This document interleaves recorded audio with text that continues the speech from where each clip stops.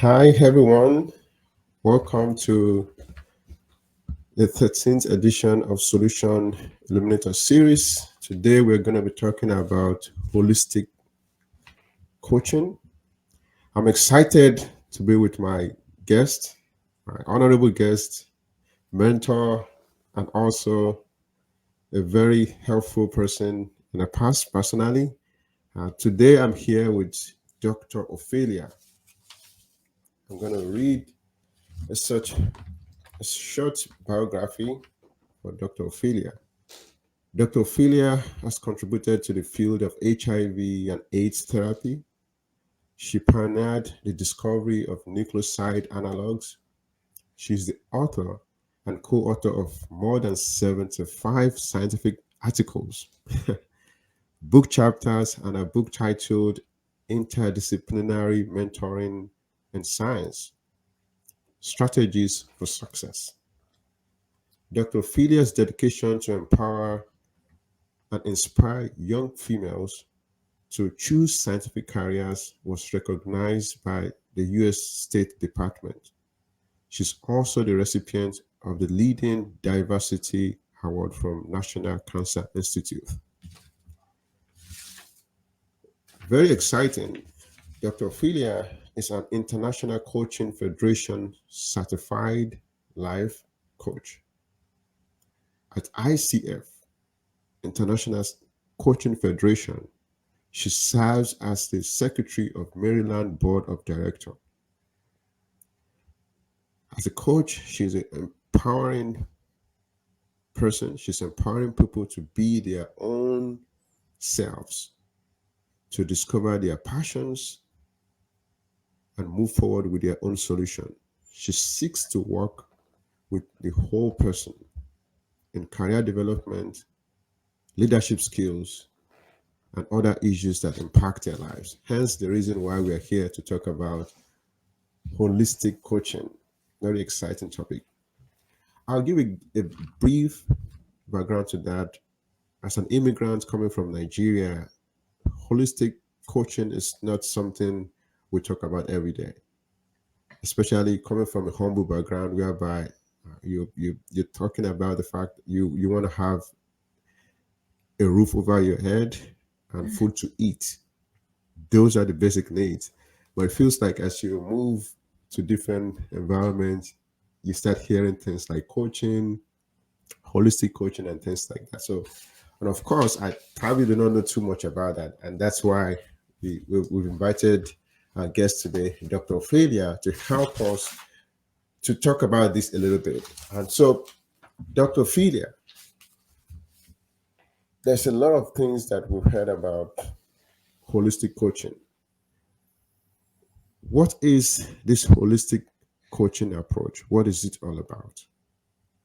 Well, thank you, first of all, Toluleke, for having me. For me, it's an honor to have this opportunity to have a conversation about coaching, about life coaching, about holistic coaching. So and I like the way you say it, it's an approach. And so let me give you my approach. When I retired from my career as a scientist at the National Cancer Institute, I had mentored an incredible amount of students, young investigators, peers, and the natural thing to do to continue with this passion was to do coaching. And I realized when I became a coach that these specifications of what type of coach are you, life coach, career coach, health coach, financial coach, are not real, because when you are coaching a person you sit and connect with the entire person. You do not compartmentalize the person into career development. No, it's the whole person. The more you know and connect with the entire person, the more you can work and empower the person. So, holistic is that approach, is to learn how to connect and create that channel of connection with the entire person. Good, good, good. You mentioned something that is very important now, connection. There's a book that changed my life by one of my mentors, John Maxwell. The title of the book is Everyone Communicates, but Few People Connect. Oh, Because communication is at different levels, and it feels like the highest level of communication is connection, which you just mentioned. So you're saying that the reason why you're talking about holistic is because you actually want to make a connection with a person that you're talking to, which is very exciting. So when you make this connection with people, what are the conversations you have to make sure that the interaction you have with them can make their life better? What are the hints? What are the things that you recommend for them to do to make their life better? well, I'm glad you give me the opportunity to explain that coaches don't recommend, or those are counselors maybe, or experts, but the coach, what I do to have connection, I care. I do care. And I connect because I listen, not because I talk, but because I listen. So when you do that, when you're curious, when you are really engaged in listening deeply, you listen what is said and what is not, then you generate that channel, that space in which the person really feel seen and heard and can be more of themselves. So, yes, that's what generates a space and a connection. And as coaches, what we do is to keep asking those questions revealing for yourself. So when you as a coach ask a question and the client goes, you know you nail it. You know you are in the right place because they need to think, they need to explore, they need to reflect. And all of the solutions, or at least the answers to the client's questions, are inside the client. Is the client that is it comes already with all these answers. You help just unpack those as Wow, solutions. Yeah. good, good, good. So, as a researcher, we're both researcher. You have a PhD, I have a PhD. We've been doing research for some time, and we're still going to continue to do research. And we know for sure that the kind of questions that we ask, the quality of the questions that we're trying to answer when we do research, really determines the importance of such research. And even in the outside world of the research, people will say that the quality of the questions you ask will determine the quality of your life. Wow, that is a very good point. And in a world whereby it feels like when you ask question, people don't necessarily want to answer a question because asking question means that they probably have to say something they don't want to say, something a little bit too personal. And that leads me to the question of vulnerability, being vulnerable, because you're saying that when you have a client, you really have to get to know the clients, and getting to know somebody also entails them sharing a part of them that they probably don't really want to share anyways. It's true.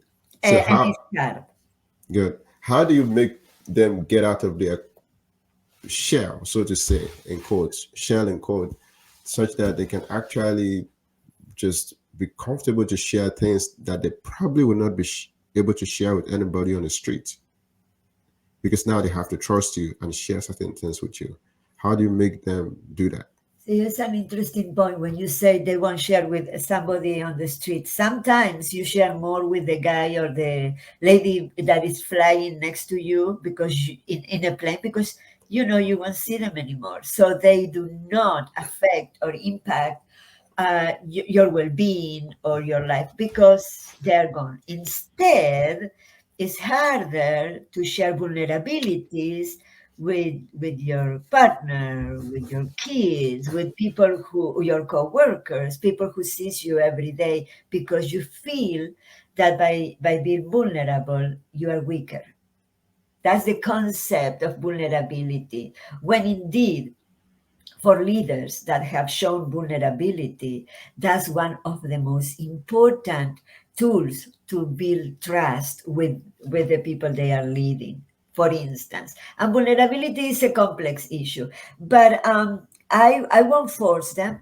I will just generate a safe space in our relationship, in our communication, in our connection, and safe space, safe enough that and that they need to be comfortable coming out of the shell as you describe it, and leaving the comfort zone, even if it is a little bit, because it's outside of the comfort zone where creativity, opportunities, blossoming, flourishing exist. Is there, it's not in the comfort zone.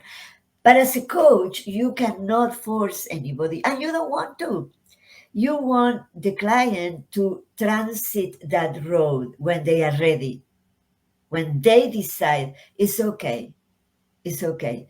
So it's just asking questions. Toluleke is asking questions. And we are trained for that, not to give advice, but asking questions that promote that reflection. Wow, wow, excellent. You mentioned something quite interesting now. That the fact that a lot of people wouldn't mind sharing certain things with strangers that they hope not to see again, Yeah. versus a coworker, for example, whereby you literally have to. This is the first person you see every day and the last person you see, and that makes me want to talk about being oneself in a work environment. I've had one of the people that I respected so much is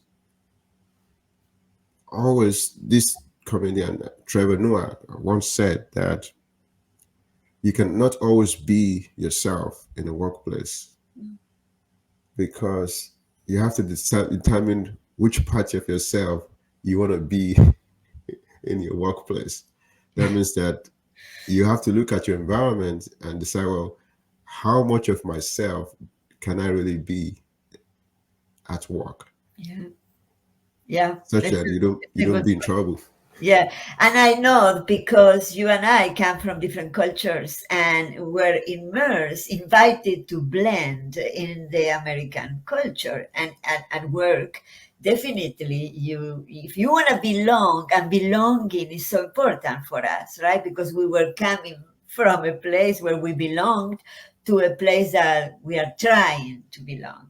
And yes, you have to, or you don't. It's a choice to choose how do you show up every day and what parts of yourself remain at home, right, or in the parking lot, because those yeah. And some people say, well, that's fake. It's not. It's showing up parts of yourself.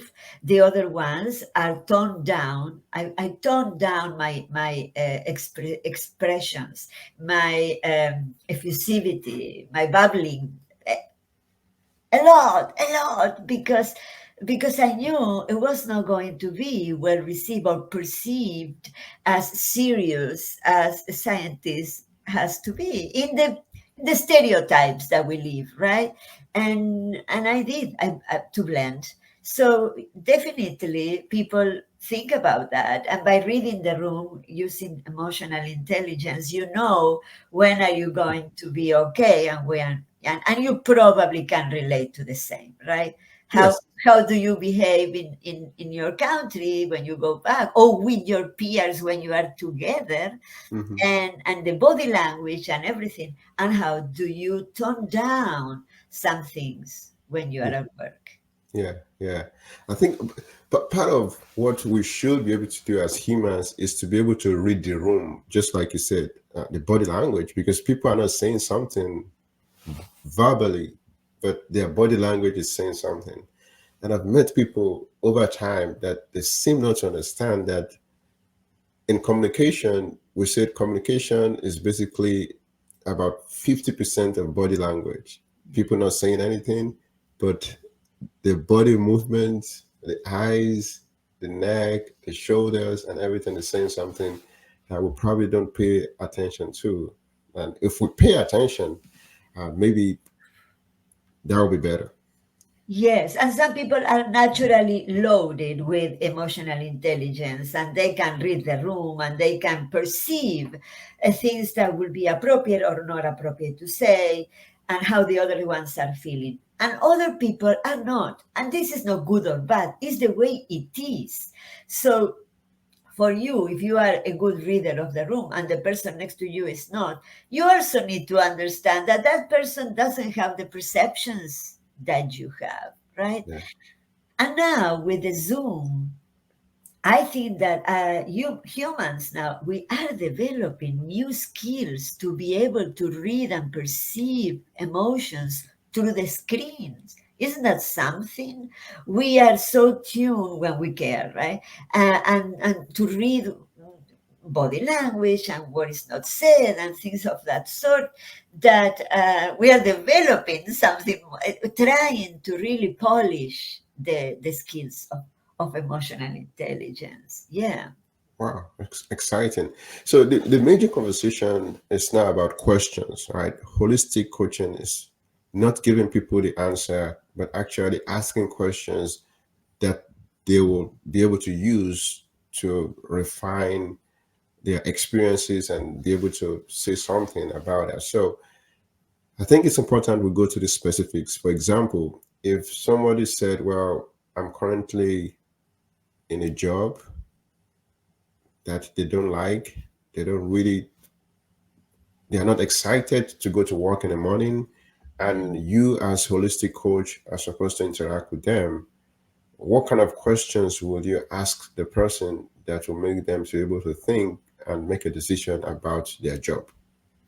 Yeah.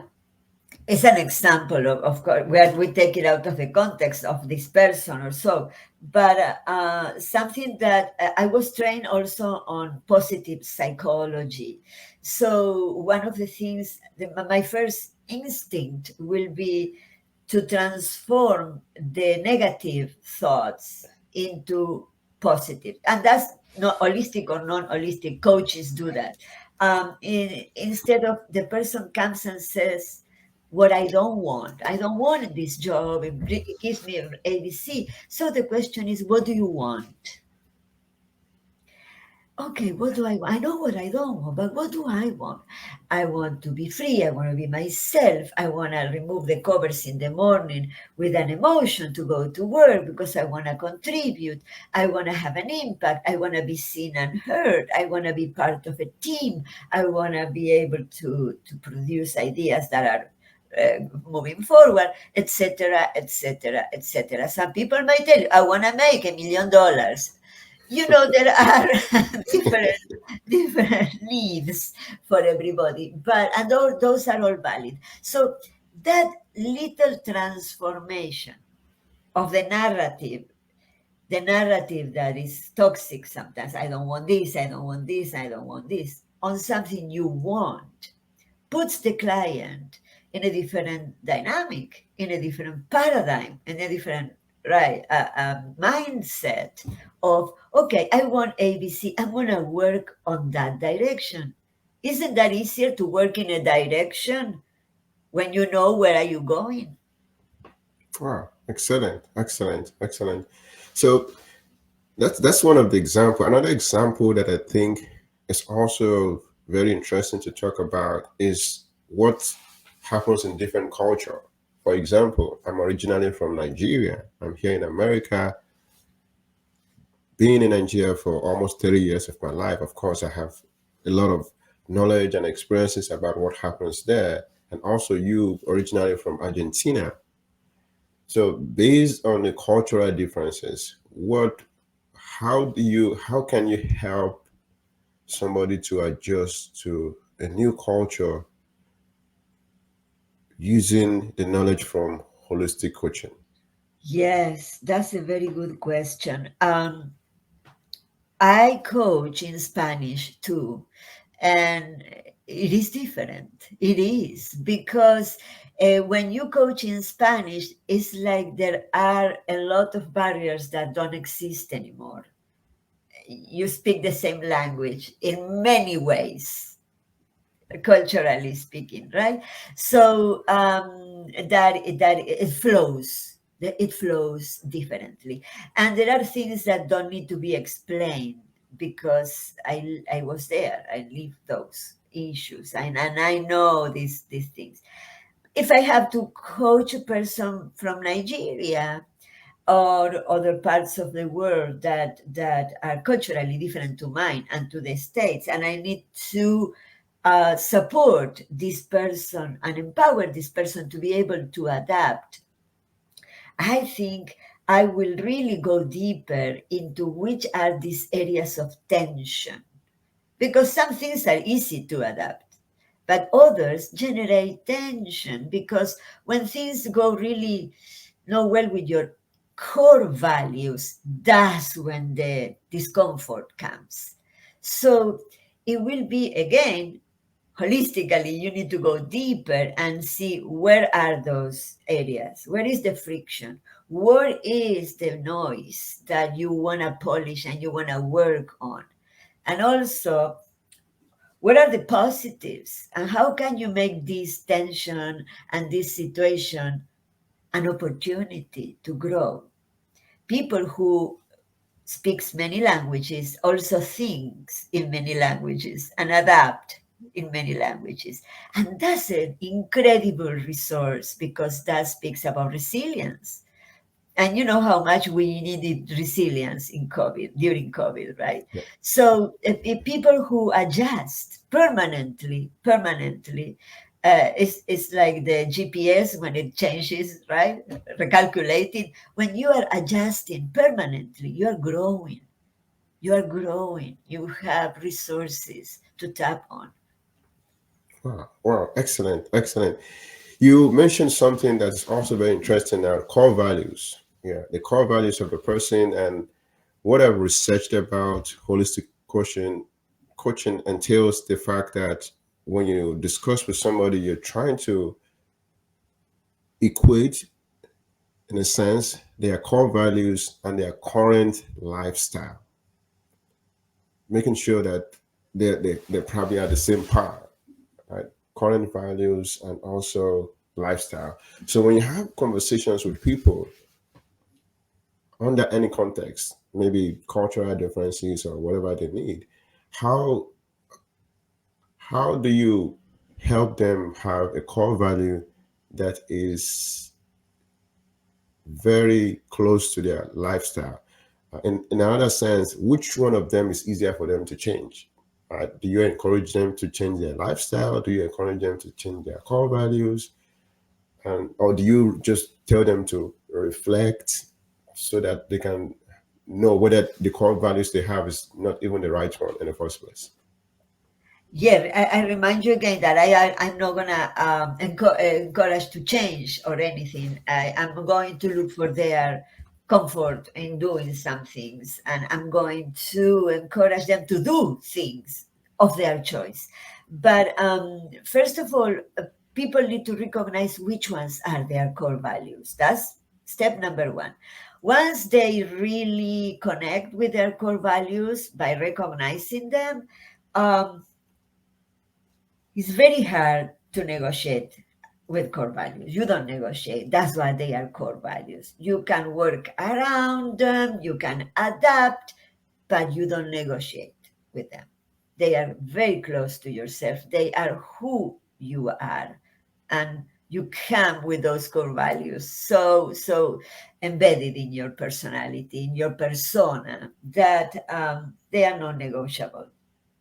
However, again, blending, trying to adapt, being a good game player, you probably need to tone down manifestations or expressions of those core values that could rub people the wrong way or could not serve you.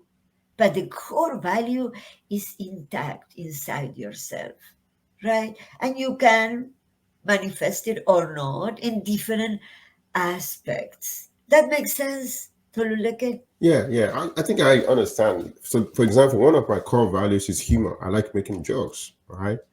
So, of course, I'm not going to change that about myself. But then I also have to be aware of my environment and the person I'm talking to, whether they like jokes or not. Yeah. So, yeah, I Yeah. think that's a good example of what you're talking about. And that's what you just said is emotional intelligence, right? I know I have this core value. I don't need to exercise it 24/7. I need to choose when I exercise it. And do you feel you are betraying your core value by doing that? No, No, exactly. So because some people are very strong and they say, "This is who I am, and I'm not going to change." No, you're not. You are going to be who you are. But again, how do you play those expressions? Is intelligence, right? yeah. I think it also goes back to where we started from, saying that, well, you cannot always be yourself 100% everywhere. You have to like be 50% of your time sometimes, 40%, 20%, 80%, just knowing the environment and see how much of yourself you can be. I think that's part of what emotional intelligence is all about. Yeah. Good, good. This is really getting good. So we're gonna take the discussion further to talk about another situation, relationships. One of the things that people need help with is relationship and building relationship with themselves and building relationship with people. So I know you said it's also by asking questions. So if you have somebody who just have problems with relating with people, there are people who will consider themselves not a person that is relatable, not a person that is friendly. How would you help such a person? You say, "Well, I'm not a friendly person, but I like friends. I'm a Christian, and one of the one of the verse of the Bible says that who who is this person that really wants a lot of friends, but himself is not friendly?" And in a world that we are, I see a lot of people, they want a lot of friends. They want friends. They want the benefit of having friends, but they don't want to be friendly themselves. But Wow. in order for you to have friends, you actually have to be friendly first so that you're approachable. So if you have a clients like that, I say, well, they just like being around people, and but then they're not so much of a friendly person. How would you help such a person as a holistic coach? Ooh. I rarely, or I need to think about finding a person that wants a lot of friends and is not friendly. That is strange, and it's probably coming to vulnerability. I would think, but I will be open to listen and to ask questions and see why it's not friendly. Right? I find more and more people who are very isolated because they choose to. Yesterday, I had two cases. One, I was coaching the person, and the person indicates she doesn't want to socialize, and she is okay with that. And then in a social gathering this person exactly said the same. She said, if I can choose a place to be, I will go floor up, one floor up, stay by myself. For me, it's a foreign territory because the more people I have around, the happier I am. But I totally understand that some people needs to connect with themselves and be friends with themselves first. And when that connection is clean, is clear, is genuine, then you can open up and have all of those friends you think people wants to have. So this person that you said is not friendly to others, maybe still working with that inner connection with themselves, loving themselves, being critical but not hypercritical, analyzing things and being aware of others so they can connect. Because we come back, it seems that today the word is emotional intelligence. If you want to be a friend with somebody, you need to read the person and see what does the person like, what the person does not like. and adapt and play around those rules and see if you feel comfortable. If you don't, that's not your friend. That's okay. But I wonder about this type of people you described, Toluleke, if they do need to work on themselves a little bit before they are ready and open and fresh to share with others themselves and adopt others too. That's what friendships is, right? It's so exchangeable. Good, good, good. Thank you so much. This is really exciting. I'm learning a lot, and I hope our viewers is also learning a lot. So we want to talk about the process of getting a life coach. When somebody determines, well, maybe I should try a life coach. Maybe they're struggling with weight loss, exercise, and so many challenges. And I say, well, I probably should talk to a holistic coach. What are the things to consider to be able to know for sure which of the holistic coach is suitable for them, is the one that they should talk to? Yeah, coaches in general, and of course, holistic coaches can cover a very very large a range of topics, concerns. Some things are so specific. I just want to do X. Can you help me with X? And then others have a longer period of they need to marinate ideas or things like that. And a coach is just, when you play tennis with the wall, Hmm. just the wall. So the coach bounces those, it's the wall, right? So you have a space, first of all, a space that you can dedicate to yourself, to your thoughts, and to your reflections. Somebody that is listening. And then a containment that really provokes reflection and exploration. So if you don't know if you need a coach or not, you can just have a short, um, not interview, short, my page, for instance, Positive Coach. You go there and you can book 30 minutes free consultation, like to know if you think you can work with a coach, if you think a coach is what you need in this moment, and if is the space you want to create or not. Most of the coaches offer that opportunity to do a pre session to see if you can communicate, if you can work. It's a good way to interview many coaches because you sit with them for 30 minutes and you can evaluate what type of connection do you have. Is that what you are looking for? Is that going to help you? So I will invite people who are not knowing really well what a coach can offer you, and if it is scary or so, just go for a 30-minute free consultation and learn about what is there for you and if you want to take it or not. Wow, wow, wow. This is really great. It's very helpful.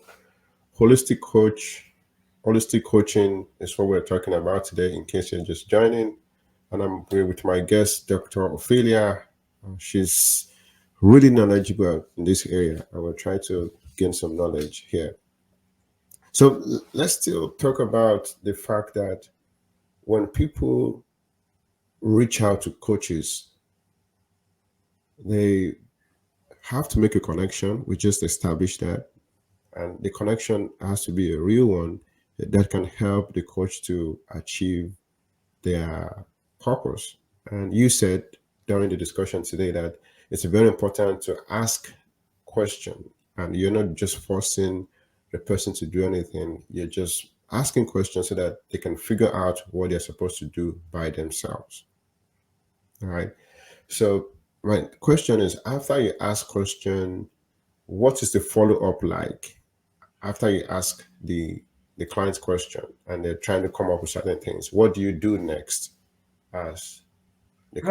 Right. There are some structures to the session. The session, I call it, it's a structured conversation because a typical session has some parts to it. And the very first part of a session is 45 minutes. The very first part of a session, you get all of these elements Mm-hmm. that that surface by asking questions. And then with all of these elements, you ask the client, how are you going to move forward with it? And then you generate with the client a structure that the client is able to tap on and to follow up with. um, Plan A is doing this 5 times a week. And when you see 5 times a week, you say, do you envision any obstacles here? What would obstacles look like? And they say, yeah, I won't wake up that early. Do you need support? Who would be your accountable partner? Or you can do it by yourself. Are you going to use elements to remind you about this task you want to embark on? These type of things. Um, and also, that moves the client is losing weight, exercising, transitioning, doing interviews, whatever it is, right? So the person has a task that the person itself decided to go into. And then when it's with the coach is so positive and encouraging that the person think, I'm going to reach the moon. And then life hits 5 minutes later when they finish the conversation, right? And guess what? 1 week later, when they come back, they have not accomplished it. The coach is not there as an accountability partner. The coach receives what is done and not say and not is not punishing, is not criticizing, is understanding that there are other obstacles and we are going to work on them and we are going to see what is possible. That's one of my favorite questions as a coach. What is possible? Because so many things are possible that the invitation is to see them. Because like you say today, in relationships, when you have a friction with somebody, nothing is possible, everything is negative. And somebody said a couple of weeks ago, inside a huge no, there is a little yes. And other of the people I follow in positive intelligence says, give the person the benefit of 10% right. The person is wrong, but it's 10% right. And it's building on that 10% that you continue the relationship.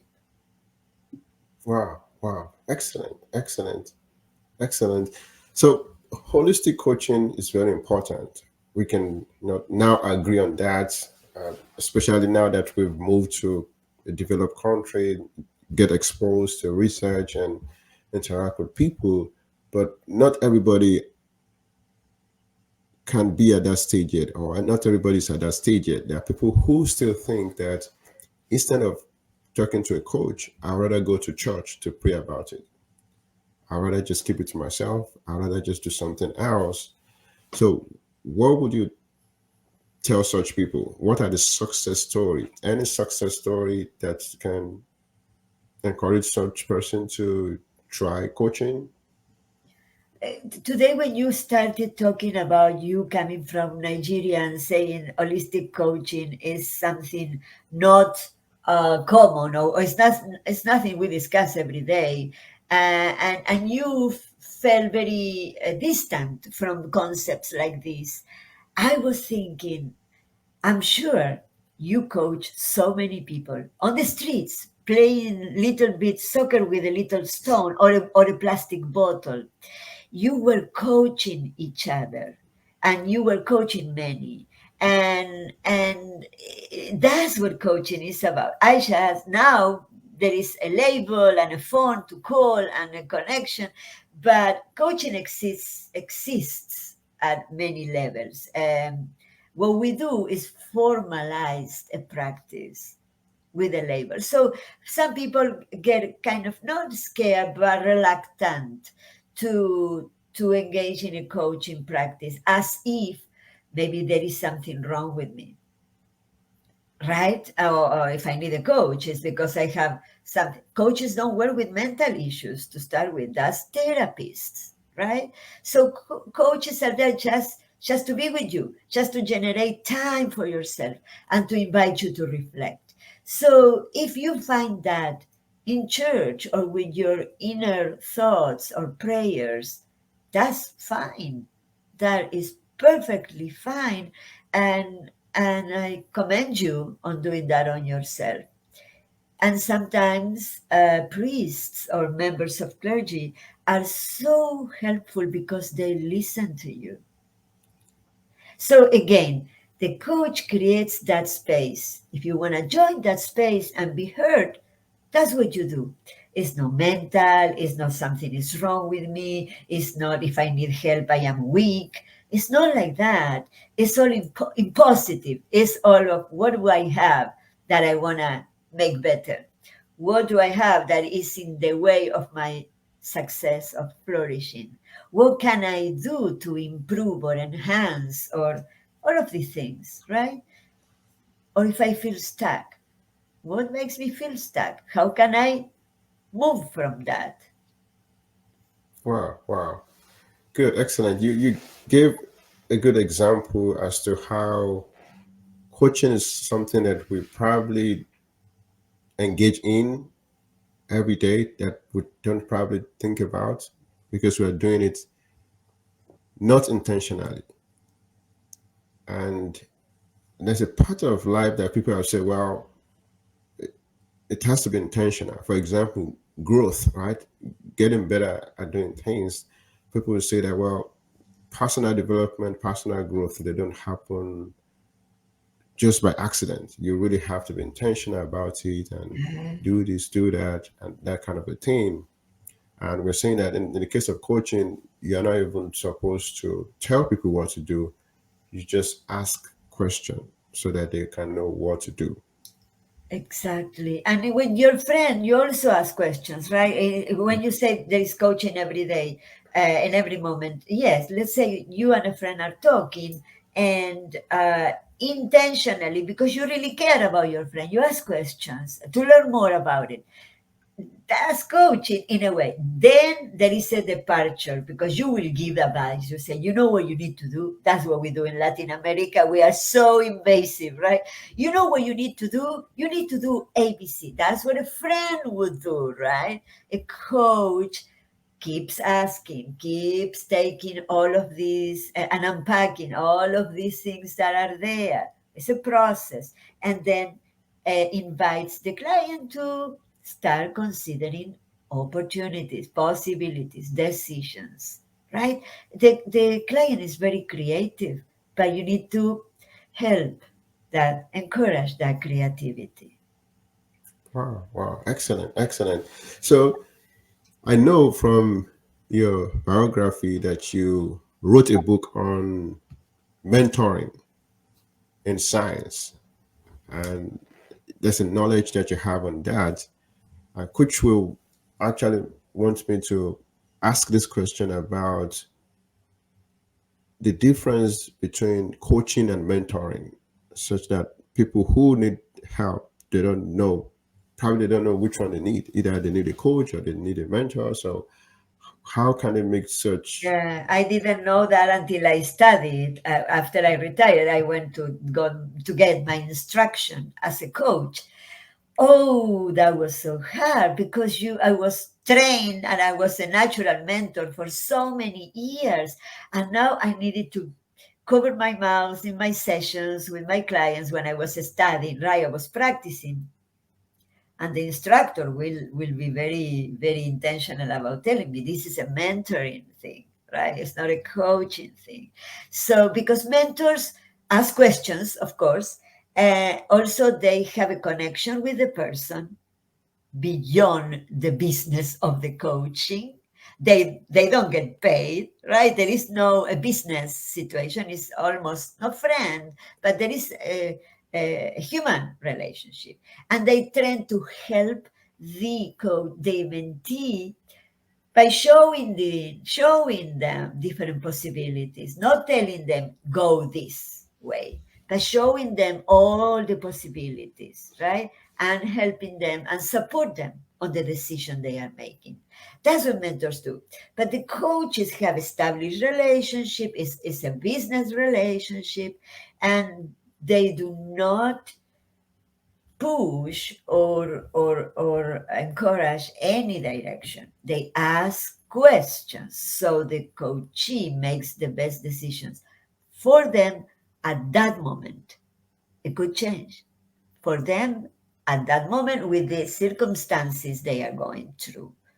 So to me, one of the most difficult things about switching from mentor to coach was not this instinct that you have of protecting people or helping people or telling them, I don't think that's good because no, let them do their decision based on what is good for them and what they feel is good for them then. So yeah, it took me a while. It's training, like everything else is training. And sometimes in my coaching session, if I say something that I know is a mentoring, I would say, let me remove my hat and put my mentor hat and let me tell you something. But I do it less and less now because it's a coaching practice. Yeah, it took me a while. Good, good, good. That's something that is very good for us to all learn about. So coaching is different from mentoring, and you've been in this space for some time, learning about coaching and trying to guide yourself. So who do you look up to as a coach, or somebody that is engaged in coaching practices that you tend to learn from? Who do you, if you want to learn from somebody who is a coach, who's that person that you learn from? I am fortunate to be involved in the International Coaching Federation. That is the largest federation in coaching that gives you certification as a coach. So, because I am involved there, I have access to a lot of resources, material, webinars, and people. And coaches are naturally, bubbly, most of them. And they share so much. I was used to a different type of societies, right? Society, the Cancer Society, the Toxicology Society, where there is collegiality. But here is like a need to share. So I learned from many. To be able to get certified, you have to have a mentor coach. That means a person that you have to have 10 hours with that person that will give you coaching, mentoring in terms of how to be prepared for the profession.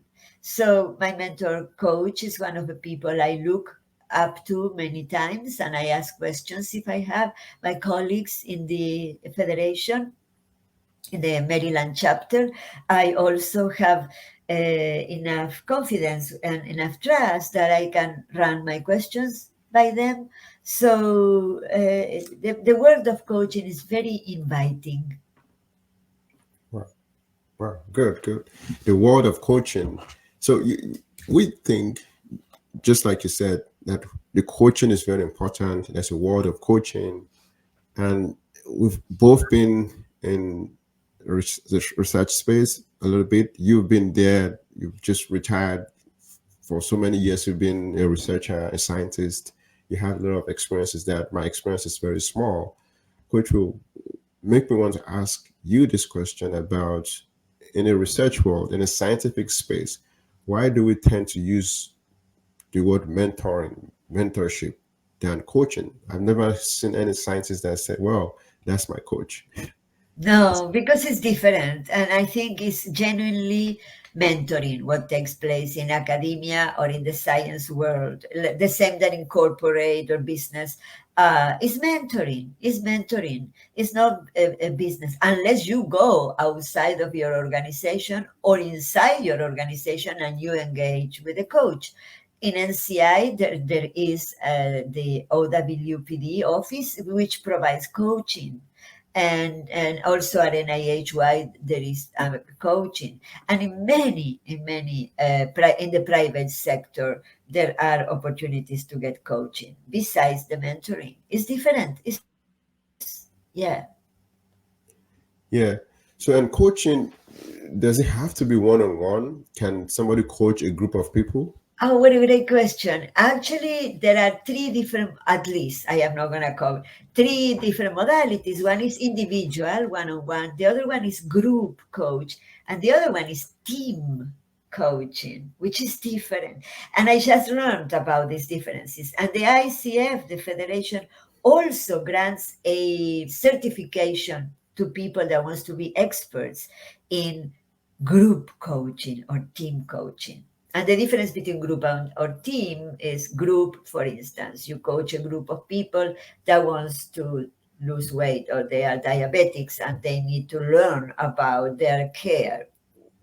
Team is different. You go to a place and you coach a team that had the same vision, that work for the same purposes. So it's different, the style of coaching is very involved. The coach has to be really skilled to be able to coach with equanimity in a group in which you have the speakers, the non-speakers, the verbal, the ones that learn this way is different than establishing a one-on-one. But it's very useful because the experiences of others and what they say is very relevant for yourself in many cases, and you learn a lot from other people being coached. Wow, wow, excellent, excellent, excellent. The experiences and knowledge is really vast in this area. My next question is, you having experience in research and all this kind of thing that you've done, at what point did you think that you can be a very good coach? What made you make that decision that I want to go into coaching? And if anybody is thinking about doing that, what advice would you give them so that they know for sure that coaching is something that they should engage in? Yeah, you will be surprised on how many scientists approach me wanting to switch to coaching. Yeah. And what do they have to do? And I told them everything that I did that they have to do. It's hard to say when you are a good coach because you are always learning. You like now with the team and the group, you can learn that. There is always something else to learn. Um, Perhaps because we are scientists and we love learning, right? And we feel it's good to be reading and getting new concepts and applying them. So I think you are a good coach when you are genuinely listening and connecting with the person. And when you see this transformation, coaching is transformative. When you see this transformation between the person that came the first time for the first session and the person that finished the program of 10 sessions and is a different person, you feel so good that you think you're a good coach or you did a good thing, right? And you did what your call was for, or when you sign up for, when you decided to go into the profession. But there is always room to grow and to keep learning and to keep applying new concepts.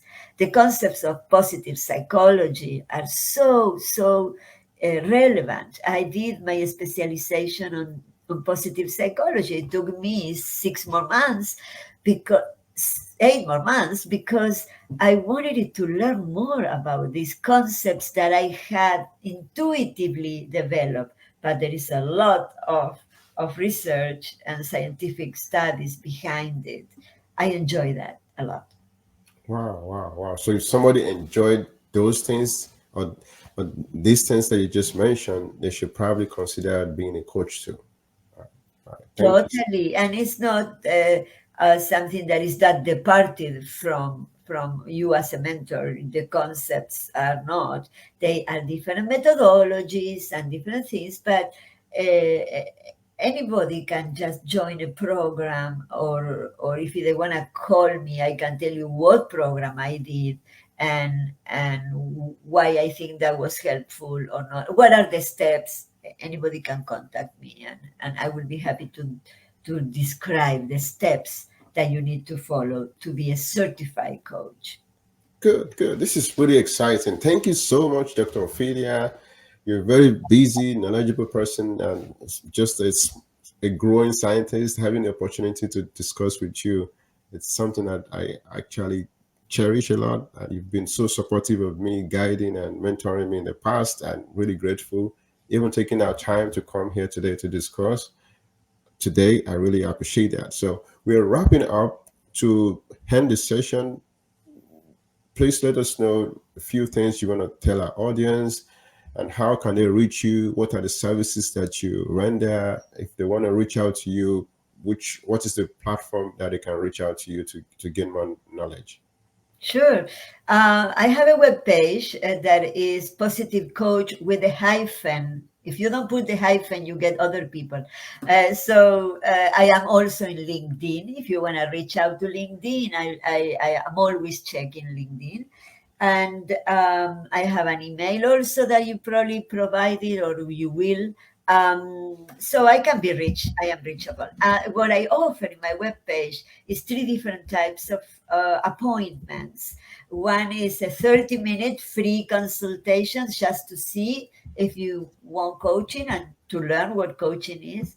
I have a standing session of 45 minutes for regular coaching, and then executive coaching. So these are the three different ones that I offer. And I think coaching is for everybody. Again, there is no taboo or some, misconceptions about coaching. That is something should be wrong with you if you go coaching, if you go for coaching. It's not. It's like in the sports. In sports, there are coaches, aren't they? And what do they do? Nothing is wrong with the little boy that plays soccer. They need a coach, right? And also in the sport, the coach is always cheering for you. I think the coaches in the practice also cheering because the coaches believe in you. Because people are completely able to manage their own questions. They just need the space and somebody listening. So just investigate if coaching is for you, is fun, is good, is deep. If you're ready for going deeper, sign up. Thank Good, you, good, Toluleke, for this space you provided for me to answer some questions. good, good, good. I think what you just said that I want most of our viewers to walk away with. One of the points is that you don't have to have a problem for you to need a coach. It, it could just be that you have a skill, a talent, a gift that you need somebody to work with so you can refine it so you can become the best in it. That could be the reason why you need a coach versus, oh, I have a problem. I don't have a problem. I don't need a coach. Why should I listen to this? That kind of a thing. That Right. could be the situation. Yeah. Thank you so much. This is really helpful. Uh, I'm Thank glad. you for being here. Our audience, thank you for joining. And this is the time we're going to end our session on holistic coaching. I'm really grateful for our guest, Dr. Ophelia, for being here. Thank you so much. I'm really grateful. Thank you. All right. All right. Thank you. See you guys next time. Bye. Bye bye.